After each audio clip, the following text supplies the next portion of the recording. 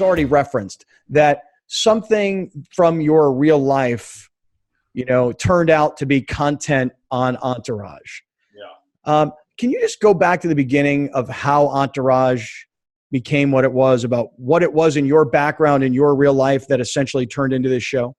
I mean, pretty much everything in that show sort of came from my life. And how it started was, which also came from my life, I had a very strict mother growing up, and I had a little fight with an airline lady in the old days when you would call and try to change your flights, and I had a fight. And my mother was the travel agent, and whatever I did, I was so aggressive that they legitimately called the travel agency to log a complaint against me.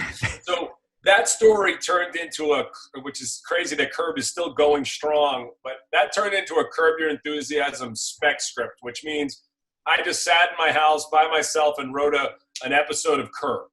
I sent that to my manager, who was also Mark's manager, Wahlberg, and he read it and said, and I knew Mark for years, said, we're thinking about this idea about Mark and his friends called Entourage. And after reading this script, you should write it. So that's where it started. And, when I got into it, I said to Mark, I said, I want to use experiences of yours as I see them, but I'm going to make them New York guys, and I'm going to end up using a lot of my own stuff. And Mark was amazing and said, just, make it good. So a lot of the experiences in the show came from that. My son was on the show playing Ari's son. Ari's wife was named Melissa based on my wife. And there's a million examples of it.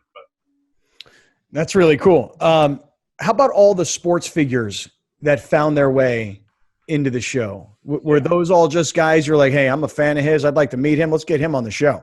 To be honest with you, it was so hard to get guests in season 1 when no one knew the show. And then by season 3, they were calling us. So I'm such a, kind of sports nerd, who wishes I was an athlete. So any of them who called me, I usually found a way to get in there. Now, there were different examples of that. Like LeBron actually called and said, I want to be on the show. And of course, you're on the show, Tom Brady, Mark said, when Eli Manning screwed me over pretty bad, Mark Wahlberg said, what if I get Tom Brady to do it? And then he did it with him, which was incredible, obviously.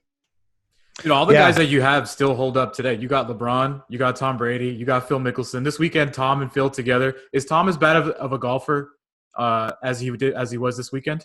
Well, two things. Phil was on the show too. Yeah. Which is interesting. Yeah. But Tom, is unreal. And again, we're talking about golf as a sport.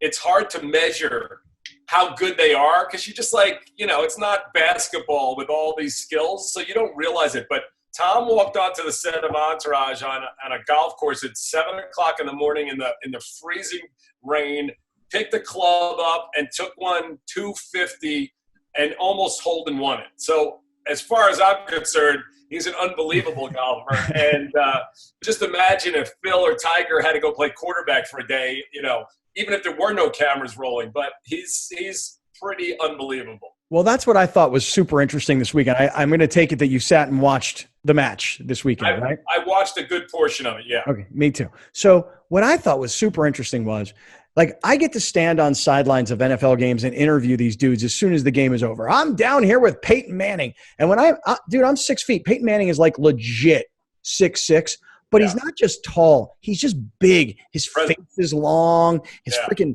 torso's kind of short, but his arms are super long. Right. And so you see how big Peyton Manning really is in real life. And then you see Tom Brady, who's pretty much kind of like that too. Yeah. Then you see them standing next to Phil and Tiger. And Phil and Tiger, they could never go do what Peyton and Tom do because it's a big man's game. Yet that's what's so interesting. If you took Russell Wilson and you took Drew Brees and you put them next to Phil Mickelson and Tiger Woods, you'd be like, who's the world-class athlete here? Which is what makes Russell Wilson and Drew Brees that much more interesting to me. But man, just seeing those guys standing there together was fascinating. Well, Russell's a good friend of mine, and Russell, the week of the draft was in LA, and I took him out with a couple of the Entourage guys.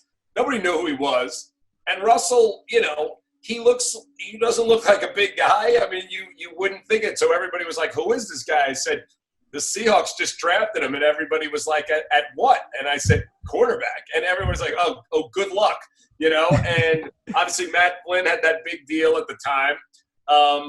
But a guy like Russell, the athletic ability is so unbelievable, but the mind is mind-boggling. And that's really, to me, what separates the great ones, whether they have the athletic ability or not.